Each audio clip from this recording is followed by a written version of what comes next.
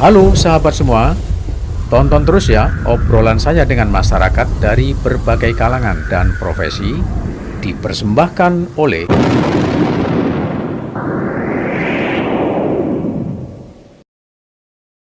Eh, saya akan ngobrol-ngobrol, berbagi pengalaman, Iya, berbagi cerita ya tentang dunia MC.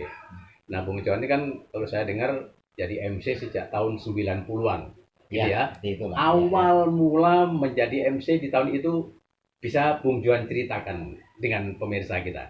Iya. Silakan Bung John, silakan Bung John. Saya ingin dengar juga ini ya ceritanya seperti apa gitu ya. Oke. Eh, jadi waktu itu kan di tahun 80-an, Hmm. saya ini kan salah satu fans atau pendengar radio Ya, di zaman ya, radio Telerama, ya, ya. Santanimo. Hmm. Saya sering ngirim surat ke sana. Hmm. Setelah saya dengar di radio, saya ini sebenarnya pengen sekali ingin menjadi seorang penyiar. Oh, ya, ya, Walaupun ya, itu terkabul juga jadi penyiar itu beberapa saat, ya, ya. namun setelah itu bagaimana caranya saya ini supaya bisa ngobrol di hadapan orang banyak, paling tidak sebagai seorang penyiar pengen sekali. Jadi waktu itu kebetulan ada teman eh, menjual sound system kepada saya. Waktu itu sound systemnya kecil-kecilan aja, Iya, waktu iya, zaman iya, karaoke. zaman Saya karaoke beli. ya. Pas waktu itu ada job, Hmm. saya masih ingat waktu itu job di tahun mungkin sebelum tahun 1990 lah. Saya masih ingat tuh waktu itu saya mengasih penyanyi itu 7.500. 7.500. Nah, 7.500 Perempuan, perempuan. perempuan perempuan 7.500 waktu itu. Jadi Iya, waktu itu iya. begitu kita mau main, kata orang ini MC-nya ada. Nah, waktu Iya. itu kan saya kan masih belum banyak mengenal MC. Memang ada yang saya kenal MC, tapi Iya, MC yang iya. jokes ini. Iya, iya, Jadi iya, waktu iya. itu ada yang menyeletuk nih teman saya, di situ aja yang jadi MC-nya sekaligus. Nah, iya. itu yang pertama kali. Jadi saya itu waktu itu memberanikan diri menjadi MC, walaupun waktu itu tuh masih ya terbata-bata lah, kata orang Iya, tuh masih ya iya. belum sempurna, tapi alhamdulillah sampai Iya. selesai acara waktu itu. Iya. Disitulah pengalaman kita yang pertama kali yang Iya, MC iya. itu pas ada Oke. job itu Bung Siwadi. Oke. Mungkin di bawah tahun 90-an gitu Oh, kan. di bawah 90-an masih ya. Ya, Oke, mungkin oke, 88 oke. atau 89. Iya, iya. Mungkin kalau Ya. kita banyak mengetahui tentang para MC ini kan biasanya melalui ada pendidikan formal, ya, ada yang ada pelatihan di mana itu kan.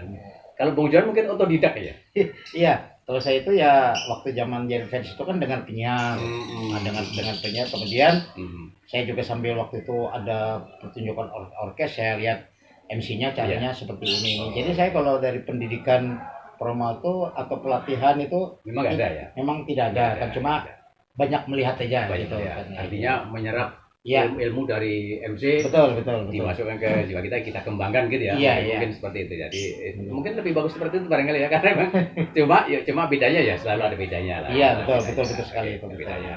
Nah, Bung Johan selama jadi MC ini sampai saat ini masih ya, Iya, masih aktif di alhamdulillah, dunia MC. alhamdulillah. Oke.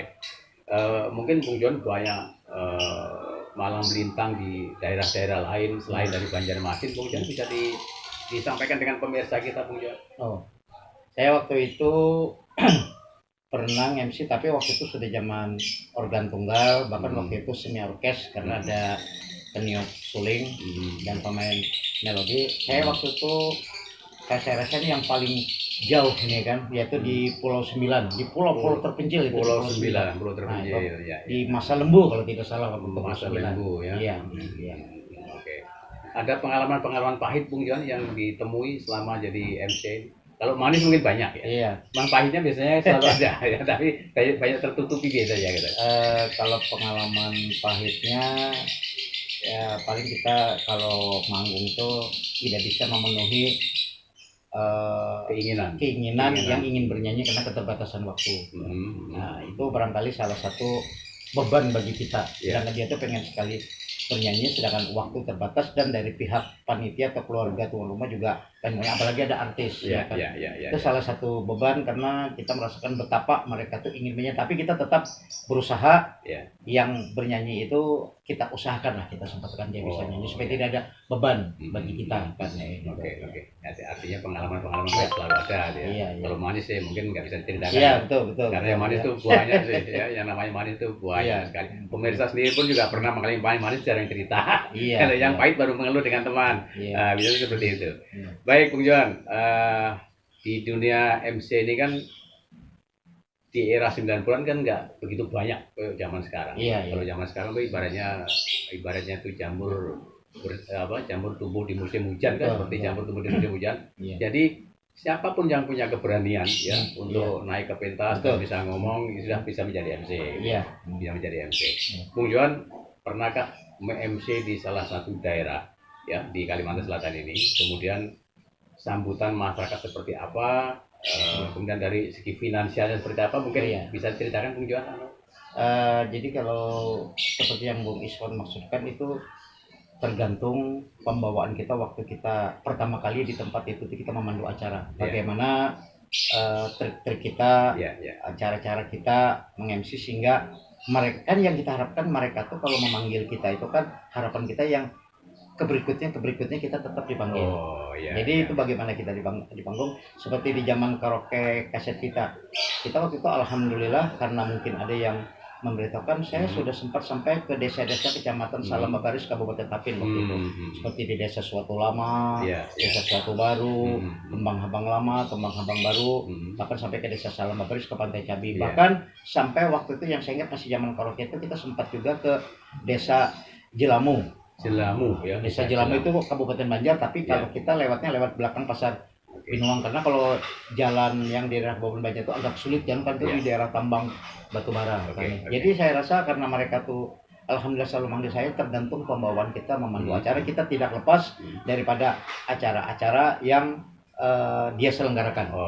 Itu kalau menurut saya ya penyampaiannya sesuai dengan apa yang disampaikan, apa yang kita pandu di acara itu. Betul.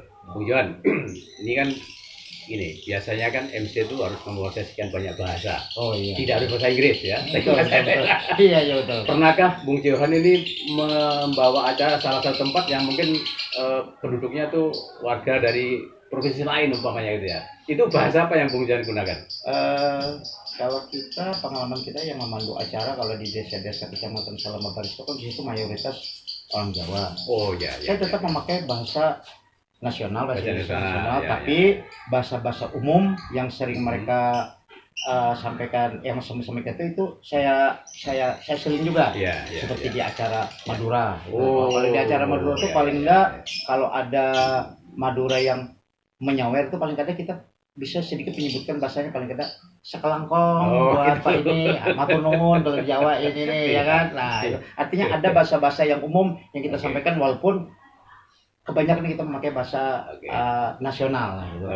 Tapi kita seling juga mana-mana yang umum dan kita kayak apa istilah koordinasi juga dengan orang yang ada di daerah itu ya kan. Artinya dengan modal bahasa-bahasa yang mungkin 1-2 bahasa yang bisa dimengerti orang banyak bisa digunakan untuk mengembangkan di panggung ya. Bung Johan, saya boleh tahu nih idola Bung Johan untuk MC di Indonesia siapa sih yang sangat idolakan? Umpamanya ada ya di Indonesia ini banyak. Mungkin siapa kira-kira yang idolakan? Kalau di Indonesia kalau MC yang saya idolakan kalau di Indonesia luas luas itu memang ada waktu itu salah satu MC kalau tidak salah itu adik kandungnya Bang Haji Romai Rama. Saya lupa tuh namanya. Saya pernah lihat di salah satu media elektronik dia memandu acara. Tapi salah satu grup dangdut yang ada di Pulau Jawa pun saya banyak yang mengagumi itu. Walaupun saya lupa namanya. Tapi kalau di Kalimantan Selatan ini ada yang saya kagumi sampai sekarang. Ada yang saya kagumi cara dia meng-MC dimanapun. Ada bahkan saya juga ada terinspirasi untuk mengambil teknik daripada MC itu. Ya Bung Iswan. Saya kan sering dulu nyaksikan Bung Iswan nih di radio. MC saya kadang-kadang diundang sama Bung Iswan. Bung Iswan ini MC ini dia orkes dangdut di waktu di zaman karaoke. Yang disampaikan Bung Iswan ini, tidak saya miliki. Tidak saya miliki untuk menyampaikan dari atas, tapi berkat saya melihat Bung Iswan dan juga memang ada MC lain juga yang lihat.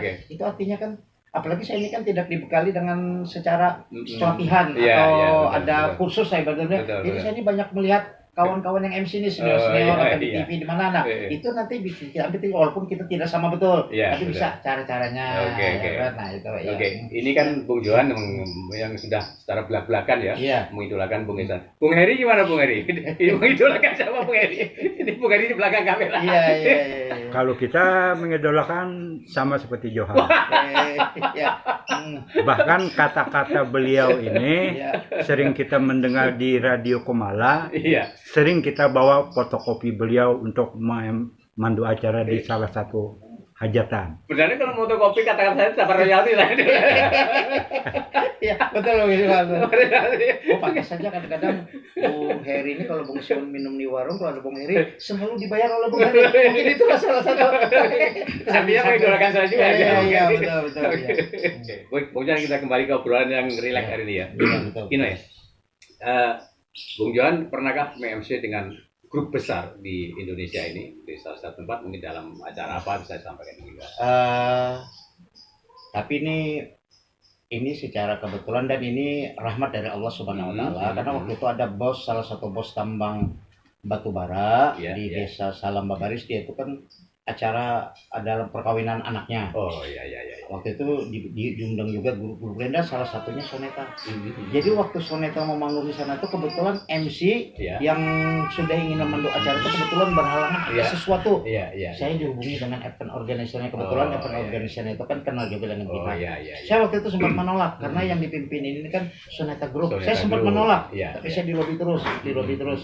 Nggak apa-apa, ini memanggilnya cuma memanggil Bang Haji Roma Irama naik ke panggung, seterusnya kan Bang Haji Roma Irama kemudian menutup acara. Nah, itu pun saya sudah mau menolak kepala leher orang banyak itu panggung besar waktu itu di desa Salam Babaris, Kecamatan Salam Babaris, Kabupaten Takin.